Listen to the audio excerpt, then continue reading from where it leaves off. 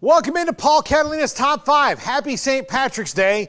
I'm not wearing green because I'm not Irish. So feel free to pinch me at your peril if you see me out today. I'm not afraid to throw hands. You know how Irish I'll get though? I'll be like Tom Cruise in Far and Away. I'll come to fight, and fighting's what I'll do. I hope that joke landed on some of you. If you haven't seen the Tom Cruise and Nicole Kidman classic, Far and Away, directed by Ron Howard from 1994, I suggest you do. It's a fantastic movie. Also stars Cole Meany, one of the great character actors in the world. Anyhow, Paul Catalina's Top 5 things the committee got wrong. Let's jump into number 5.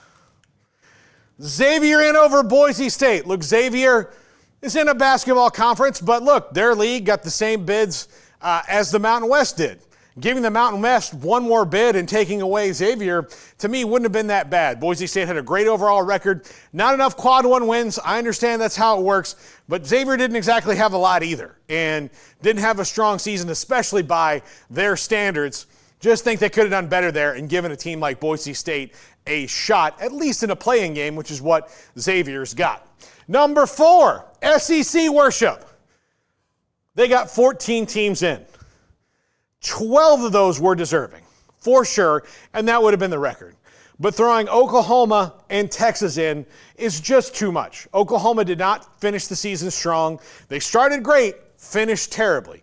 Texas was up and down all year, had some really bad quad 2 losses, and because of a semi-strong showing in the SEC tournament, got put in the tournament. I just don't think that that was indicative of Texas's season, and I think most Texas fans would agree with me that they can do a lot better. Now, I'm sure they're thrilled to be in the tournament, as is Rodney Terry, because this is his last chance probably to save his job, but, you know, maybe somebody else could have been in over Texas. Although, there's one more egregious one, but we'll get to that in a second. Number 3, rewarding a team for the start, not the finish. This is where I'm going to drill down on Oklahoma a little bit. A couple years ago, Buzz Williams and the Texas A&M Aggies got snubbed in the tournament, and they were adamant about how they closed the season much better than they started. They were on a hot streak. They'd only lost a couple of games in a month. They were rolling. The problem was, in the non-conference, they got drilled by a bunch of teams. They weren't playing well.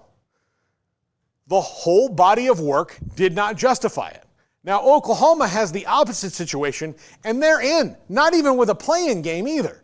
In the first 4, they're just in. It just doesn't sit right with me that Oklahoma not punished at all outside of being a 9 seed, which is not punishment in the slightest for the way that they finished the season. Look, you want to know how Oklahoma plays against the most elite teams in the country? Well, you know exactly how they play against the most elite teams in the country lately. They lose, because that's what they've been doing since the conference season started. And lest you forget, they're in a conference that got 13 other teams in. Let's stop the madness. Number 2. You spent hours selecting your patio sofa. Choosing that grill would have taken weeks. Probably your car needed way more time. For sure, you would have spent months mulling over that pool of yours. Protecting your prized possessions needs no time, though. Just visit coversandall.com, create a custom size per your requirements, pick a fabric and personalize your cover. And leave the rest to us. Premium protection for all that you love.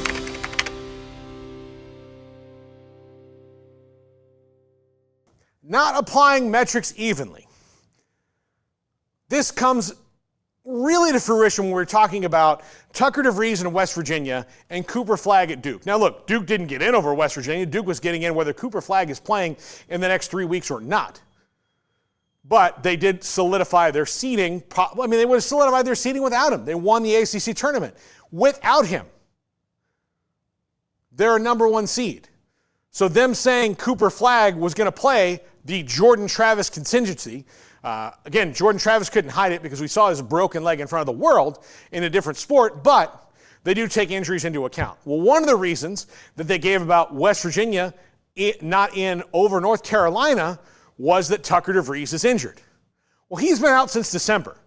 And in that time, they've beaten Iowa State and a bunch of other teams that are quad one wins in one of the best basketball conferences in the country. There's no applying the metrics differently. And here's the thing. We've known Tucker DeVries is out since December. We don't really know if Cooper Flagg is in or out. Duke just said he was in. And I'm not trying to besmirch the integrity of John Shire and the Duke basketball team, but why in the world would they tell the truth about that if they didn't have to? He could be out, he could need surgery, but that affects a lot of things. They could just say, hey, he could go tomorrow if the game was really that important. But we don't know. Maybe he will, maybe he won't. Duke just said he was, and then they were like, yeah, honest. Cross my heart and hope to die, stick a needle in my eye. The binding social contract that we know it to be. So again, apply the metrics evenly. Don't just take one to help make an argument work. Which brings us to the biggest controversy, Bubba Cunningham's influence. Bubba Cunningham is one of the best and most accomplished athletic directors in the country. He's really good at his job, although he hasn't figured out how to win at football games consistently at North Carolina. That's neither here nor there. We're talking basketball here. North Carolina was 1-12 against quad one. 1-12 against quad one. The only reason that they're in this tournament is because they're North Carolina. West Virginia, and I'm not just trying to be a Big 12 homer here, had 5 more quad one wins, or 6 more quad one wins than they did. Finished stronger, played better, did it obviously without one of their best players in Tucker DeVries, who the committee very clearly stated is out. That should have been rewarded, not punished. But Bubba Cunningham is the AD at North Carolina. And while he has to step out of the room and recuse himself when discussions circle around North Carolina, he still has influence because he's the head of the committee and they spend time together talking, and you can ask him, hey, what do you think was wrong with you guys? Off there, like, he can influence. He's there. You also have to look the guy in the face and tell him you are not getting in. We cannot justify it over West Virginia, and that's probably a pretty damn awkward thing to do. I don't know. I've never been invited to be on the committee, but it certainly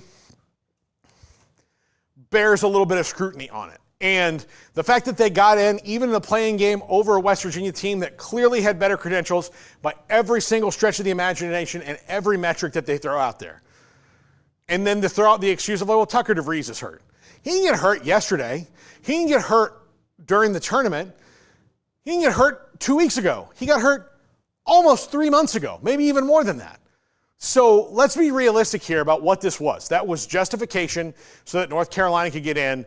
And the committee makes mistakes, and then they have to justify them once they're final. And that's kind of what that was. North Carolina should not be in this tournament. There's no question about it. And really the only team that should feel justifiably screwed top to bottom this year is West Virginia. Yes, I stumped for Boise State, but there were 2 teams in over them, Oklahoma and North Carolina, that definitely didn't deserve it. I can be talked into Texas. I cannot be talked into Oklahoma and North Carolina. I just flat out can't. Make it make sense. But if they didn't screw up, then what would I have to do a top 5 about today? So, to the committee, thank you for screwing up. And on behalf of the West Virginia faithful who watch this show and who don't watch this show, you also screwed up, and you should be ashamed of yourselves for leaving West Virginia out for 2 teams that didn't deserve it as much as they did. But thank you from me, and screw you from the West Virginia fans. There's a dichotomy here. I understand. I'm a crazy person. That's going to do it for us. Smokey lets us out of this room, of which he has the only key. I don't understand why we did that. Right after this.